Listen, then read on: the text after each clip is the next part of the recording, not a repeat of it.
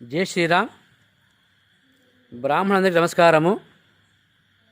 ఇవాళ సాయంకాలం జరిగినటువంటి ఇద్దరు వ్యక్తులతో కూడిన సమావేశంలో నేను ఎక్కడ కూడా నా మీద దాడి జరగలేదు అన్నమాట ఎక్కడ చెప్పలేదు. నేను నా మీద దాడి జరిగిన వాస్తవమే. కానీ గుప్త నిధుల విషయంలో మాత్రమే దానికి మూలం చెప్పానంతే. మూలం వ్యక్తులు చెప్పాను తప్ప నేను ఎక్కడ కాంప్రమైజ్ కాలేదు. నా సమస్యకి పరిష్కారం కాలేదు.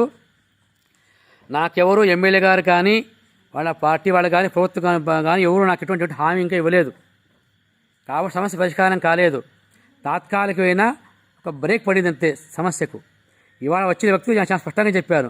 మాది బద్ధ సాంప్రదాయము, తంత్రసార ఆగమకి ఇక్కడ పూజలు చేస్తాము. మేము దానికి వ్యతిరేకంగా పూజలు మేము చేయము చెప్పాము. రెండవది, ట్రస్ట్ కూడా మేమే ఫామ్ చేస్తాము. మా వంశం తరపున, కుటుంబం తరపున కమిటీ కూడా మేమే వేస్తాము.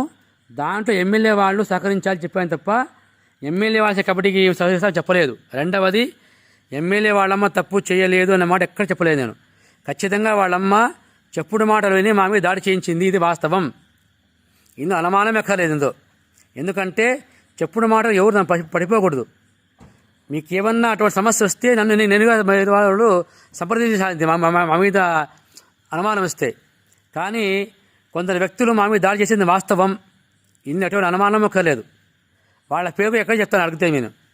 చివరాక రోజు నేను నిరాహార దీక్ష కూర్చున్న రోజు కూడా ఎమ్మెల్యే వాళ్ళ అమ్మగారికి మా గుడి నుంచి జల్లి కృష్ణ అనే వ్యక్తి ఫోన్ చేసి మాట్లాడాడు. అమ్మ మీరే డైరెక్ట్గా స్వామితో మాట్లాడని చెప్పేసి.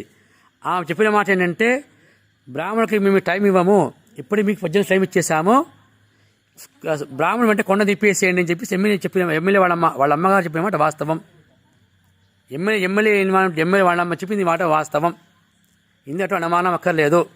కాబట్టి నేను అర్ధగంట సేపు వాళ్ళు మాట్లాడితే వాళ్ళు మీడియా వాళ్ళు ఎవరైతే వాళ్ళకి అనుకూలంగా ఉన్నారో చాకచక్యంగా దాన్ని ఎడిట్ చేసి తమకు కావాల్సిన మాట వేసుకొని వాళ్ళు పేరు దక్కించుకున్నారు తప్ప నాకు అటువంటి దాంట్లో లాభం లేదు. కాబట్టి నేను నా మీద వస్తున్నటువంటి ఈ ఆరోపణ ఖండిస్తూ నేను ఎక్కడా కూడా ఏ బ్రాహ్మణ సంఘాన్ని కూడా కించపరచలేదు, తక్కువ చేయలేదు. రెండవది, సమస్య ఇంకా పరిష్కారం కాలేదు. బ్రాహ్మణ సంఘ సభ్యులు నాకు సహకరిస్తే నేను వెళ్ళగలను ఎమ్మెల్యే గారి. నేను ఒక్కడిని ఎమ్మెల్యే గారికి పోను. అది అయ్యే పని కూడా కాదు అది. ఎందుకంటే నా సాంప్రదాయం గురించి మీకు ఎక్కువ బాగా తెలిసి ఉంటుంది, మా మొత్త సాంప్రదాయం గురించి. కాబట్టి మీరు మాకు సహకరిస్తేనే అది సాధ్యపడుతుంది. అది మీ లేని ఈ పోరాటంలో నేను ముందుకు వెళ్ళను. నేను ఈరోజు వచ్చే స్టేట్మెంట్ కూడా నేను చాలా క్లియర్గా చెప్పాను.